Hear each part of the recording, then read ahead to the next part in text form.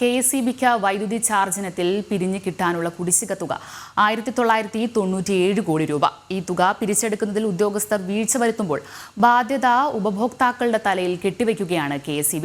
കഴിഞ്ഞ 12 വർഷത്തിനിടെ 8 തവണയാണ് വൈദ്യുതി നിരക്കിൽ വർധനവുണ്ടായത്. കഴിഞ്ഞ അർദ്ധവാർഷിക കണക്ക് പ്രകാരം KSEB ലിമിറ്റഡ് 9 കോടി 20 ലക്ഷം രൂപ നഷ്ടത്തിലാണ്. 2023 ഒക്ടോബർ 31 വരെ വാട്ടർ അതോറിറ്റിയിൽ നിന്ന് കിട്ടാനുള്ള കുടിശ്ശിക തുക സർക്കാർ ഏറ്റെടുത്ത ശേഷം KSEBിക്ക് പിരിഞ്ഞു കിട്ടാനുള്ളതാണ് 1997 കോടി രൂപ. SSLC പാസ്സാകാത്ത 451 പേർ KSEBിയിൽ 1,30,000-ലധികം രൂപ പ്രതിമാസം ശമ്പളം പറ്റി ജോലി ചെയ്യുന്നതായി വിവരാവകാശ രേഖകൾ വ്യക്തമാക്കുന്നു. SSLC പാസ്സാകാത്ത 38 പേർ സബ് എഞ്ചിനീയർക്കും ഉയർന്ന ഗ്രേഡിൽ ജോലി നോക്കുമ്പോൾ ശമ്പളം 1,40,000-ൽ അധികമാണ്.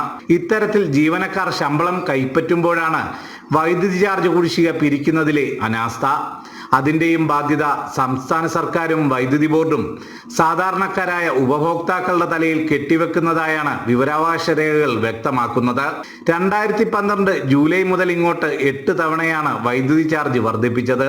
3 രൂപ 20 പൈസ യൂണിറ്റിന് കൂടിയപ്പോൾ സാധാരണക്കാർക്ക് പോലും ഒരു ബിൽ തുകയിൽ വലിയ വർധനവാണ് ഉണ്ടായിട്ടുള്ളത്.